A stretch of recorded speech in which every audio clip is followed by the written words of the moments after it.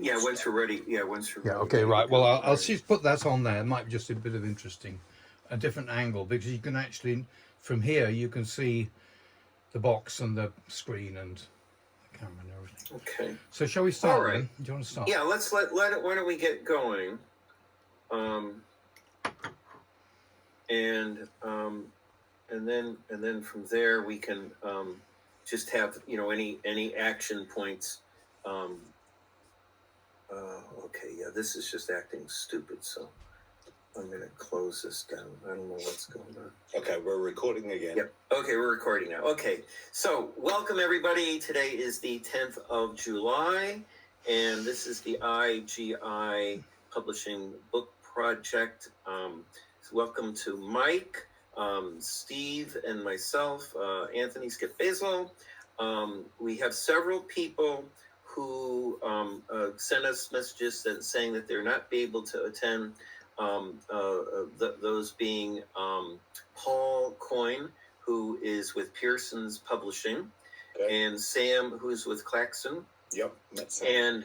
And it's possible that we're going to be also getting a few other people involved in the future that I'm kind of mining to see if we can get some different perspectives on AI. And that being John, who has his computing degree from Bournemouth University, and he and I are affiliated through doing parkrun together. John is a blind runner, and I'm his guide, and he and I have been talking about AI from his perspective as someone who's not sighted. And then there's another gentleman, Ross Chapman, who I just spoke with this morning, actually, who is UX consultant in Southampton. And part of the reason that I started that dialogue with him is that Solent University is opening up research grants for knowledge exchange. And that would be for SMEs, small, medium-sized enterprises in the Southampton area. And so we're talking about looking at that and how UX and AI can tap into possibly some research funding here. So we're looking at that, and the reason that is because some of those case studies can fit into this book that we're proposing for IGI. So the purpose of this meeting at the moment is to just explore a little bit about the model, the design of how we want to go about structuring the chapters, the various contributions, the various perspectives, and open that up to the other group, the rest of the group, to see, where people can contribute and how we can move forward. So any questions, or maybe Mike, you want to just do a quick intro, and Steve, sentence or two for the other people? Sure, Mike. Okay, all right, I'll fire off. So I'm coming from the point of view of the various sort of technologies that we could use, and I suppose one of the things is that I'd like to offer my services to do the videos that go with the book. And I've got this particular setup here, which I'm also sort of researching about how, you can talk to students and you can talk to various people. John has just arrived. Hello there, good morning. Oh, hi, John. Hi there, John. I gave a blurb that you were interested, but it's nice to see you in person. Yes, I tried it last night on my PC, and I seem to get most of the way there, but I don't have a microphone or camera on the PC, so I'm on the phone now, but I didn't realise I had to install something and go through the whole rigmarole, so here I am anyway. Well, you're here. Anyway, brilliant. So well done. Yeah. we're just doing some intros. You haven't really missed too much. Yeah. Mike is just going. Mike is here, and Steve is here, and then me. We've got Paul and Samantha, Sam, who aren't attending. So we're recording this just to kind of get a kickstart on things. I think Steve said he had to leave early, but I've got to leave at 12:30. Yep. Yeah. No worries. Why don't we carry on with Mike? Yeah. Just kind of what we're doing is, John, is to see what perspective people are coming into this possible book about AI and education that we're brainstorming. Right. So, Mike, go ahead. You were saying about not just having the book, but having some videos associated with the book. That's right. John, I started off as a education radio producer, and I've sort of come out of that and started in university doing multimedia, digital multimedia, and I've ended up doing basically going back to video and seeing how video can be used. And I've got a setup in my room now where I can flick between different cameras, and I've got two camera. I can look at the camera from two different angles. I know that I'm just describing it to you, and I've got a big screen with. I've got an iPad screen where you can look at and talk to students and mark up their text and do drawings with a pen. And I've got a big screen which has lots of sources from photography, video, and the internet and all sorts of things like that. And what I'm suggesting... Mike and I, sorry, Mike, I'm just going to jump in because we are limited on time. Mike Sure. and I have done a lot of projects, John, together in workshops and things, and Steve and Mike were in that Bournemouth University workshop that I think you attended online, where we were talking about AI. One of the things, Mike, that, and if you don't mind, I'm just going to cut you a little bit short. Do. I because don't of the keep time. talking. One of the things that I think we want to agree on to make this book stand out a bit is that rather than being a standalone ebook or analog resource, that we're actually linking that to a website which could have all of these things that Mike is able to produce for us, and develop a virtual community around this as well. Yeah. So it's meant to be that maybe the book is the taster, and then you get into the community, or vice versa. Yeah. Or I really do think, John, that what I'd be doing is I would be doing for every person who's writing a chapter, I will be doing the video of the chapter. And that means we can cut out all the pictures, because we just had a publication where the editor has removed the pictures, and we this is a visual business, and this is something that we need to sort of focus on. So that's off scene, and every lecturer, every presenter, every chapter person who's doing a chapter gets either me visiting them with a video, or an online session where you've got all these different sources and you can actually have a pretty nifty production. Anyway, that's mine. Yeah, excellent.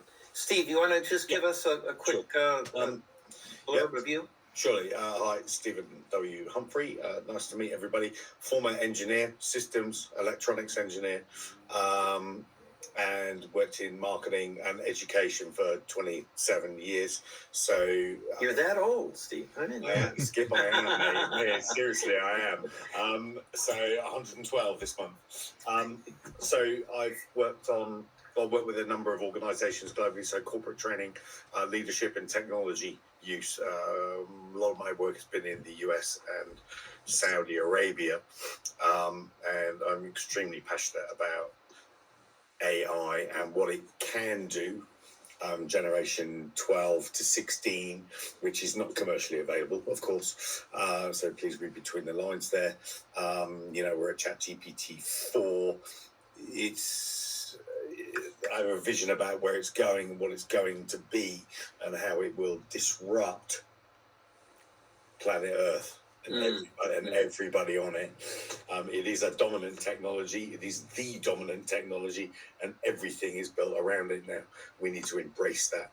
Industry 4.0, if you want it another way.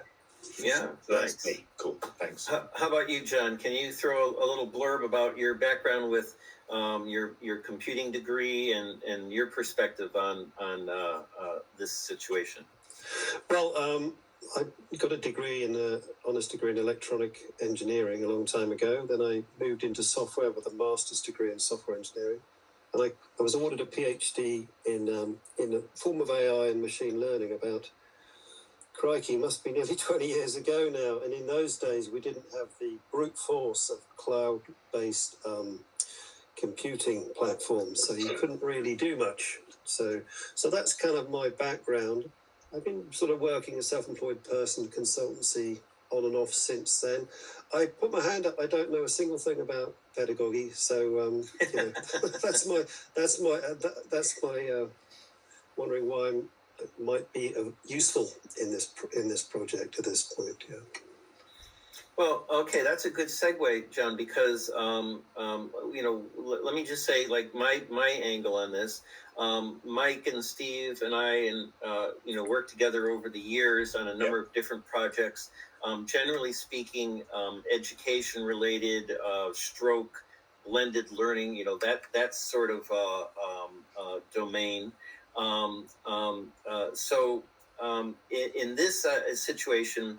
I had done a book chapter with Paul Coyne, and again, I don't know how many decades ago, with IGI, where we were looking at the kind of social context of learning online. And I can send everybody the link to the book and the particular chapter that we did. And then when IGI approached me about a book proposal, you know, it kind of sparked to me an opportunity. The opportunity being to look at AI, which is now you know, arguably the hottest topic, you know, on the internet right now. But not necessarily from only a technical perspective. Okay, so although Mike is, you know, wanting to bring in certain technologies to enhance what we're researching and writing about, he's not necessarily going to be focusing on the intricacies of the machine learning models or the algorithms themselves. John, where I see your possible contribution, you know, although you're highlighting that, you know, that you're not a pedagogue, you're not, you know, necessarily you know, an educationalist. I think that where you can bring in is a different angle from someone who's not sighted. So how are you going to be engaging with AI? How are you going to be able to take advantage, or what impact will this have on your life from your perspective? And so kind of keeping with that theme, what I'm trying to do is also get other people involved from either different professions or different contexts.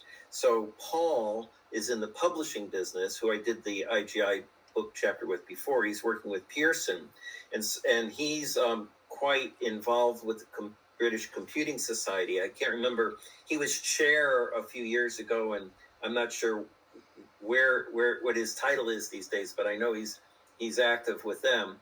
And so we want to get maybe from a publisher's perspective, what is is AI going to kill the publishing industry because the AI is writing the books now? We don't need people, you know, that sort of thing. And then Sam works in Klaxon, which is a collaborative platform. If you get a chance to look at KLAXOON.com. Klaxon is a partner that we've been working with on a couple different projects, and they're very keen to imitate what Adobe have done internationally, where Adobe has an Adobe International Education Leaders Program. And so they're trying to look at the resources, the software, platforms that Adobe has. How does that fit into education? Claxon is interested in that as well. Can AI be used within their platform to promote and enhance this type of learning and collaboration situation? And then finally, we have Ross Chapman, who is a colleague that I've been in touch with over the past couple of years since my work in Solent University in Southampton, who has a user experience, a UX consultancy company in Southampton. Now, coincidentally, on Monday, Solent University had the away day for computing and engineering, which 90% of it focused on AI. All right, where does the university sit in terms of plagiarism and students using AI, et cetera, et cetera? But we also had the research department, the research team come in, and I've got the PowerPoint slides, which I can send to you. I'm not sure how well they're going to translate, John, into text. So let me know about that if you have a PowerPoint to text, conversion. But otherwise, I'm thinking if we have a look at this, what we can do is we can put together at least one proposal to the universities for some research funding that can be used to, for example, generate a case study and then add that as a foundation for the structure of the book. So as I said, I spoke with Ross today. It's very early days, but he's very excited about it. There's startup funding, Steve, which you may be interested in as well. That is available. I think the limitation is the company's got to be Hampshire based. I think it's got to be around Southampton. Okay. But they've got seed funding and there's some financial opportunities that the quicker we act, the better the possibility of grabbing some of that up. And so in terms of the structure of the book, what I'm thinking that might be an interesting approach and narrative, and this is just, again, throwing it out on the table, would be to have a couple case studies and lead with some examples of AI application, how it's been used. And the two examples that we're coming in, John, with is one, the workshop that we did for Bournemouth University, where we used the AI to change the script from the actual presenters talking about AI. And then we had the audience do a kind of modified Turing test where they had to decide who was human and who was not, who was AI generated. So we've got a little bit of data. We've got a model there that we could, put out as a sample. And then recently, a couple weeks ago, I was invited to speak at a conference in London, which has a healthcare focus. And my topic there was looking at integrating AI with healthcare learning simulations. And it was really well received, so much so that at least one of the participants has now contacted me. He's interested in getting a new startup going with his business and his wife's business. So there's a possibility also of getting a kind of healthcare perspective on the AI as well.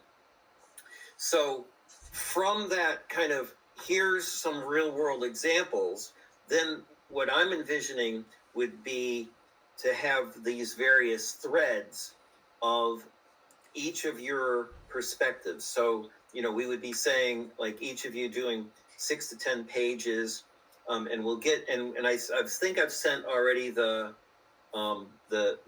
link to the IGI proposal itself, and it's giving us some formatting guidelines, etc.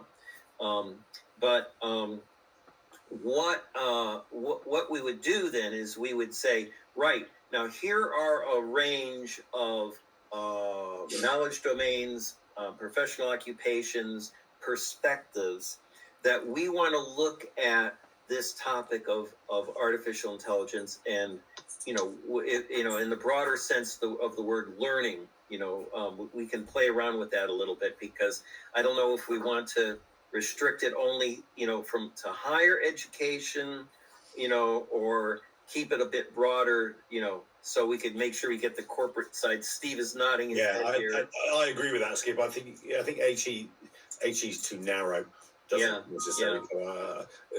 If we call it academic and applied practitioner perspectives, or so it's learning stroke training. Learning stroke training. Something that like that encapsulates much more of the market. So if you're an academic, great, and if you're a non-academic, great.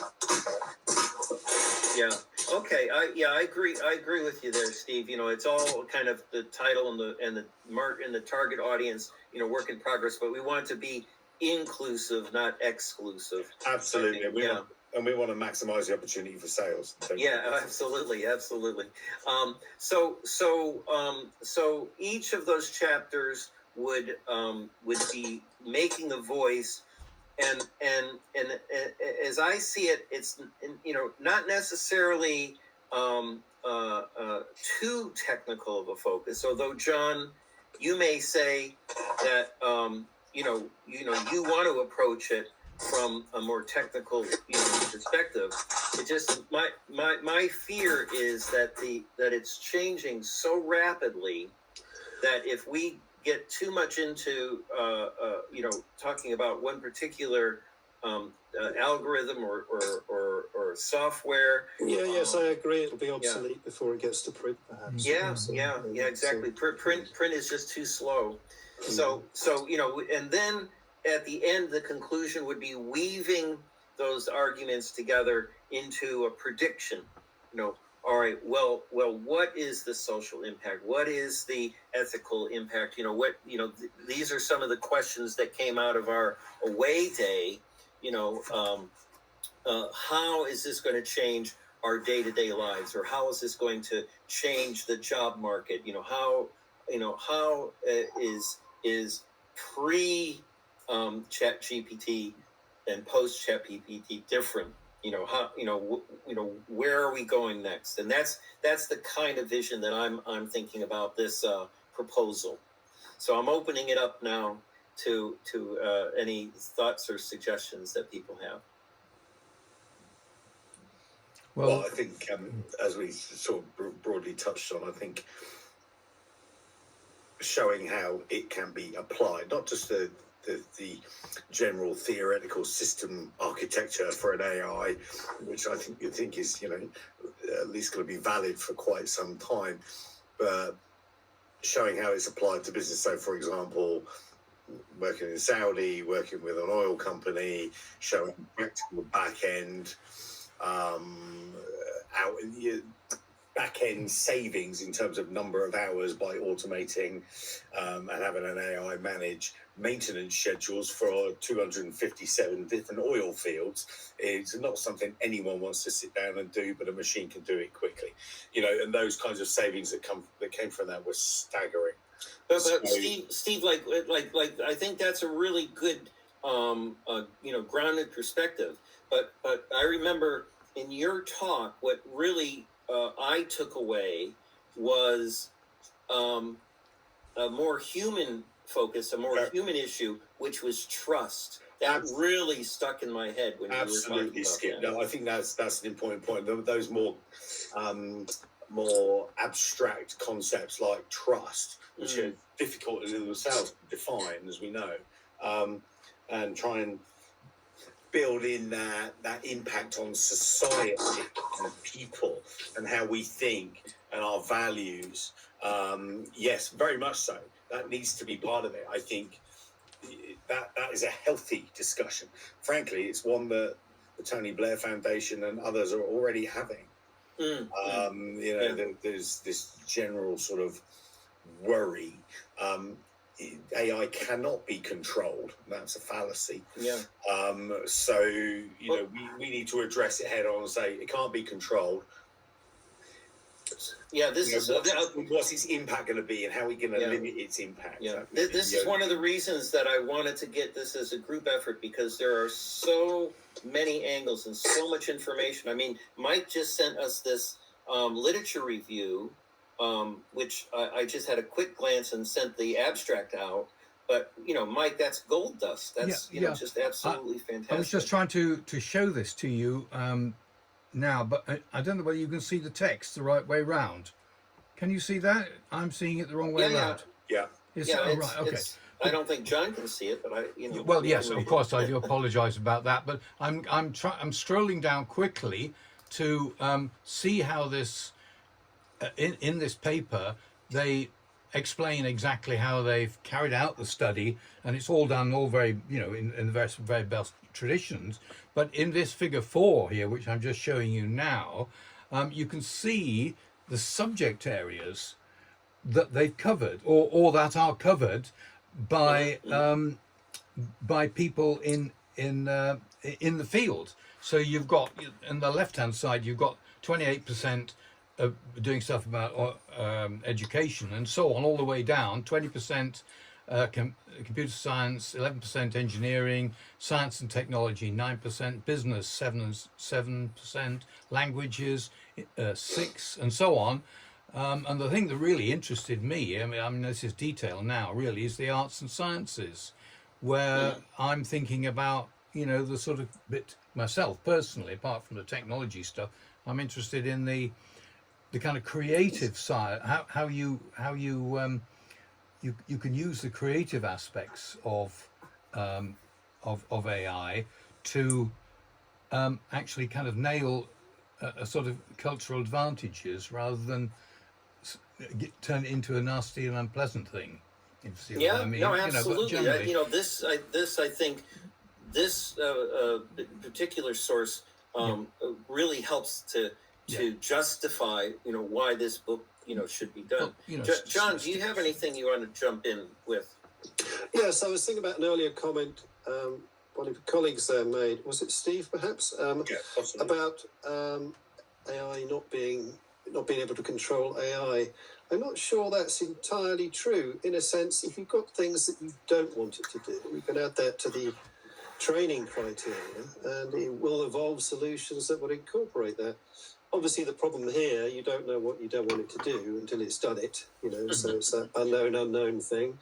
And and clearly, if you've given it the keys to the power supply, you can have trouble stopping it when it's going wrong. So I think that that's a bit of a generalisation that maybe will need to be qualified slightly. First thought. I can certainly qualify things like that. Yeah. No problem at all. I mean, you and I might disagree on that for sure, John, but I would need to give it a contextual perspective. Yeah, but one of the things that is, I did a book a few years ago with Routledge Press, which I did with a colleague of mine, Professor Brian Sutton, who I approached, but he's retired now, and he said that he might be interested in doing the foreword or something for us, but he's not going to actually, get in the project. But when he and I did the book Teaching Learning Online, Volume 2, we took the same model from Volume 1, which I did with Professor John Stevenson at the time, where we had about 18 different authors. And what we did was we got a peer review from each other. So, that's something that I think it really adds robustness to the book, rather than in other books that I've contributed chapters where you don't even know the authors, and you don't actually get to read their chapters until the book is actually compiled. Here, I think we would be in a situation where we could take a look at each other's. John might look at your chapter, Steve, and make a comment in his chapter about something. Don't forget, Steve says this, and we need to consider X, Y, Z. Yeah, of course. And that really brings Discussion. the coherence together of the book. That's a good idea. So,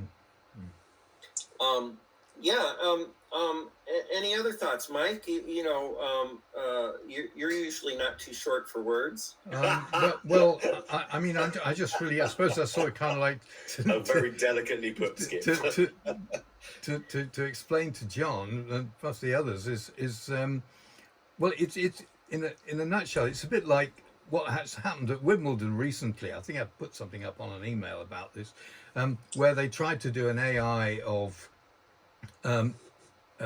people reporting, a robot reporting on what was going on, and also introducing and things like that, and it just fell completely, utterly by the wayside because they trained. Okay. It got the derision. It was taken off air, and it was just not good enough.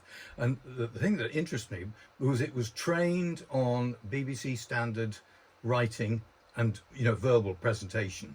Okay. Interesting. And my theme is that the training that I had enables me to spot AI writing and written and spoken English really easily, and also in academic argument and things like that.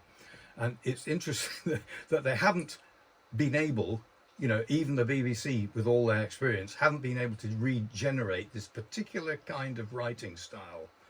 Now, I have been teaching this, John, to students, and it's kind of like called clean English, short sentences. I mean, it's all sort of familiar stuff, but it's journalist techniques. But if you explain this and show it to students using my kit, so you can see you could write on their writing on the iPad I've got, in front of them. So while they're talking, we can look at the pictures and look at the text.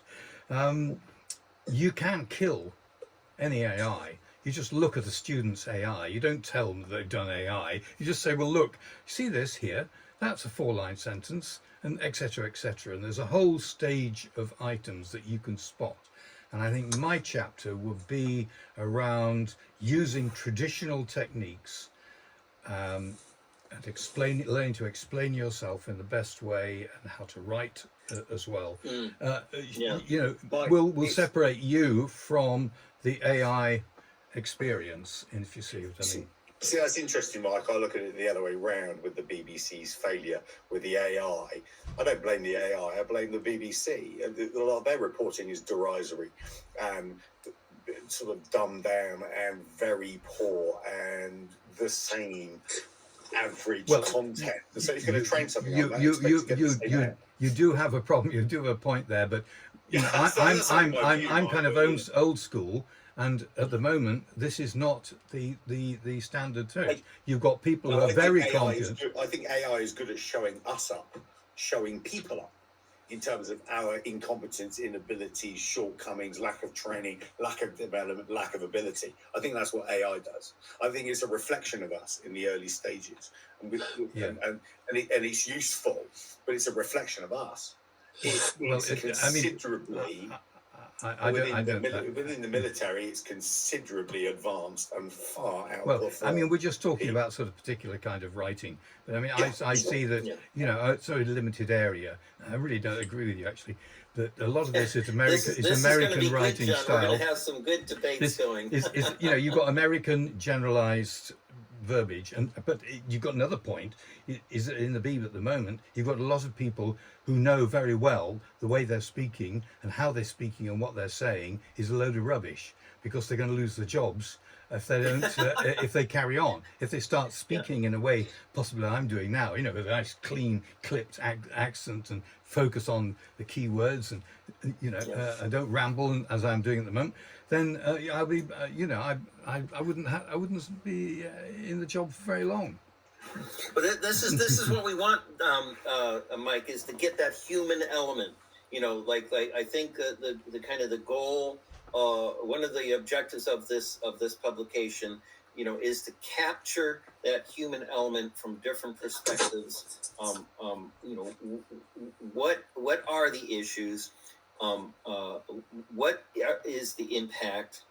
And where is it going next? So those are the three bits that for each chapter, I think, you know, we as briefly and concisely as possible to clearly get our stance. And then from that, we can weave that together to our conclusion. Steve, you said you need to go in about 3 minutes, so we'll let you take the floor. I'm going to stop the recording. I'll send that to you now before I go. I'll just Yep, brilliant. Okay. Gentlemen, a pleasure to meet you. Okay, Steve, good points there. Nice to see you again. Yeah, we'll carry on. I'm looking forward to this. I'm looking forward to a couple of beers down the pub where we can get busy arguing about AI. Yes. John knows some really good pubs. He's a bad influence on me. Excellent, John. I look forward to it, mate. All right, nice to meet you. Thanks, boys. See you later. Bye-bye. Bye. Bye, Steve. Okay, bye-bye, Steve. All right. Well, John, Mike, I hope this has been a useful kind of introduction and setting the ground. You know, maybe a little bit of food for thought. I was suggesting doing something like this, like every other week, like once every 2 weeks. But I'm not sure if this time stroke day is necessarily good for people. You know, we can check with Paul and Sam and Ross to see, you know, if there's there are specific slots that are better for them. Just in closing, is there a day or time that's best for you guys? This is good for me, actually. Pardon? Okay. Sorry, John, I interrupted. No problem. I said it's this time is good for me at the moment. And me too. Yeah. Okay, middle of the day, middle of the week kind of thing. Mike, and I know you're pretty flexible, except when you got family things, isn't it? Yeah. I'm sort of, well, John, I'm pretty well retired, essentially. So my life is a lot freer. Except John, when I get him involved in the I just get well, called in. You've kind of done that to me too, Skip, haven't you? Yeah, I have. I mean, I just like to ask John what his reaction is to some of the things he's heard today, and what do you think? Well, that is your reaction. Well, I'm still not sure I can really contribute much to this, as I mentioned earlier. I'm already seeing that there's some controversy. I mean, people are saying to me all the time, you know, ChatGPT generated this essay, isn't it marvelous? It's just like it's written by a human, without really understanding that it was written by hundreds of thousands of humans and sort of stitched together by the tokens, you know. So it'd be a good force for me to catch up on what the state of play with AI these days, you know. So I think there's wide misunderstanding. And the thing about trust in AI, well, trust in any computing system, it's going to have bugs in it, things are going to go wrong. But look at these Boeing Max planes. They were sort of fly-by-wire. Yeah. And the poor guys in the cockpit are apparently, as the plane was plummeting to Earth, there was no direct connection, whereby the humans, the pilots, could control the aerofoils or whatever and stop the plane diving to the ground. And these poor guys were struggling with the manuals in the cockpit as the plane was plummeting to Earth on both occasions, you know. So you've got that whole thing whereby you cut the human out totally. Well, and that was a specific method, wasn't it? So, I mean, that was a specific method, wasn't it, of management, which cut out the human element for profit. The analysis of that on the radio. Any control system, you know, it can react faster than a human. So I guess you can put the plane into what would be effective stall, and then it's going to fly closer to its limits, and much closer than a human would, and then it's going to be more economic. I guess those were the ideas in their head, but the notion that people could just cut out the human, it's no problem. But we see this all the time. We saw this with the post office scandal. Absolutely, yes, They couldn't believe that a computing system could be fallible, and obviously the salespeople at Fujitsu were telling me that was the case. And you see this all the time with the bank TSB, and they switched over to the new system, totally on trust that it worked first time, and it was a disaster.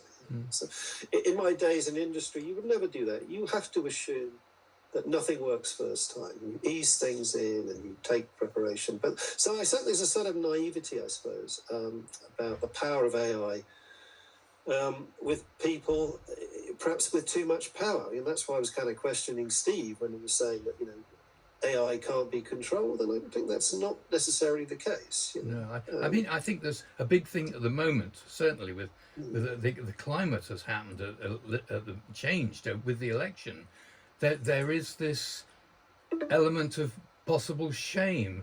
You can shame these people. These people who have made these mistakes are going to be called to action, are being called to action, and increasingly it's costing them their livelihood and their life, and they're having to pay for it in rather, we don't want to have to do that, but they're actually being shamed into I don't know, non-existence, if you like. That's the worst awful thing to say. They're going to be scapegoats, for at the end of the day, they were the people who made the decision, but they were kind of perhaps naive because they believed what they were told, and a bit too much optimism, and perhaps also the pressure of being at a high level of business. You have to make decisions. If you don't make decisions, no one knows what to do. Nothing happens. So a combination of those things.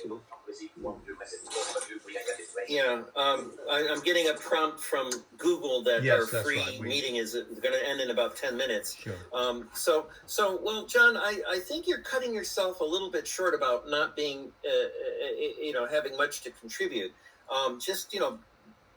By your comments and examples there, I think that you've illustrated some important issues, and you've got a background which stems of quite a few years, and can see the various patterns and trends that are happening, and what we're wanting to do is to get like I say, that prediction element to the book, not just reporting on what is now, but where we believe as a collective things might be going. And I think you do add value to that. So have a think, no pressure. Yeah, and the unsighted element too, John. Sure, you are thinking about that as well, but we haven't talked about it. But how is AI helping the people with sight issues and sight problems?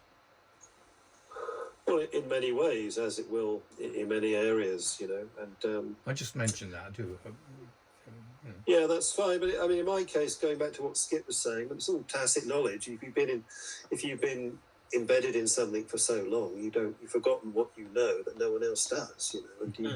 And also those could be perspectives from an earlier time. That these days software systems are built by stacking things on top of things, so no one really gets down to the nitty gritty. No one really knows where it came from, and they're all reliant on each other, and it's sort of house of cards.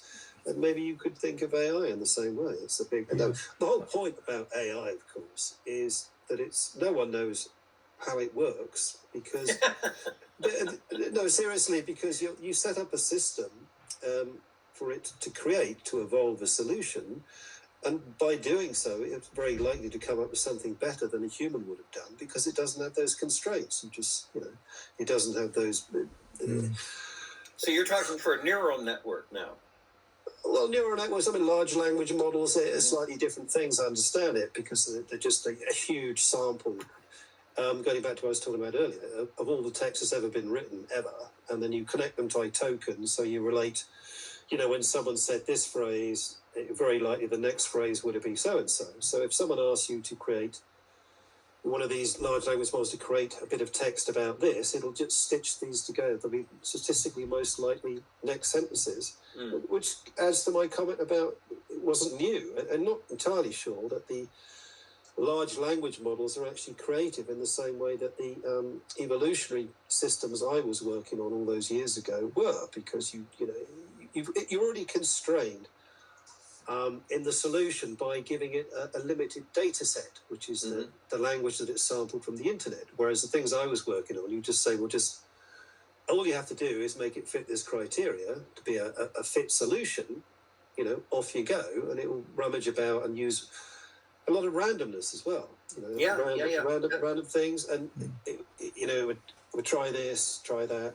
That came out in our away day discussion, because one of the presenters who graduated from the university about 25 years ago started his own AI business, and that's exactly what he was saying, that branching algorithms and some of the old techniques that aren't popular now can provide different types of solutions. So, see, have a think, John, because it might be that what your contribution, might be is maybe that historical introduction, something along those lines. Well, I guess just to summarize quickly, I think that the distinction I'm trying to make is the difference between natural evolutionary systems, Darwinism, I suppose you might say, which is what I was working on, which is what happens in the real world, to some extent, against these artificial, if you like, systems like ChatGPT, which, in my limited reading of the subject, I need to find out a bit more, just simply based on stuff that's already been created and shuffling it about. It's nothing. It's really not that clever. It's just due to the mass computing power and resources of just the internet, basically, and scanning the whole world of everything that's ever been written to some extent. And so it's not new. It's nothing new under the sun. Certainly in respect to these large language models, but I need to get up to speed, really. Yeah. I mean, that's. I think we all need to, stay on things. So, one of the things I'm suggesting, Mike, is that whenever we find stuff, if we can pop that into the G drive, the folder that I made, then we can start to get a repository of bibliography as well. Yeah. I'm looking at essentially what happened in America when they had the e-learning technologies developed, and how there was two battles. There was a battle between Bruner, who was doing all the human teaching and learning by doing and things like that, and the industrial model. The industrial model won through Reagan, and all the real learning got dumped. Bruner came over to England, and basically he was looking at the BBC and doing things there. The BBC were doing everything that he wanted to do but couldn't do. He'd lost the money, we had the resources, and all our writing and all our productions were of this integrated multimedia human approach, which worked. Of multicam, early multicam, using slides and stuff like that. Yeah. Oh yeah. Bruner's one of my heroes. Absolutely. Yeah. Well, all right, guys. If you don't mind, then what we'll do is we'll tie things up here. We'll get Steve's recording and have that as a reflection piece. I'll try to take my notes and thoughts here and put a little summary together.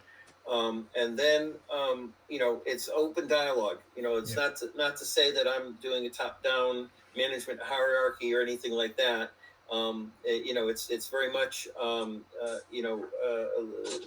thin and lateral on this. Everyone's contribution is valuable. Yeah. And we want to be able to try to do this in a timely way. So once we take this and in an agreement on an approach, then we can apply that to the application form and we can go forward from there. Yep. Right. Okay. Well, I'm going to be doing a piece on on this guy Dennis Kemp that helped me with my things, and he was the Kodak's employee, and that's the whole era of the way that the slide projector and the slide thing started all Nice. this whole new area of learning, and it changed education. So I've got that paper I'm working on. Anyway. Excellent. Okay. All right, John, anything else? Not at the moment, no. Okay, fantastic. Then we'll tie things up here, and probably not next week, but the week after we'll look at doing a follow-up. Yeah, so thanks for introducing me to this Google Meet. It's really works quite well, actually. It has some constraints in that the free one has a limited time and they won't let you record and things like that. But yeah, but it hasn't been asking to rummage in my underwear drawer like the latest Microsoft Teams was doing. It's just outrageous, some of the things. And Mike has complained to me endlessly about Teams, so that this is one of the motivators I've been using Google Meet. Yeah. All right, guys, have a good afternoon. Hope you enjoy some of the sunshine. Yeah. Bye-bye, John. Bye. Cheers. Bye-bye. Okay, John. Okay. Bye.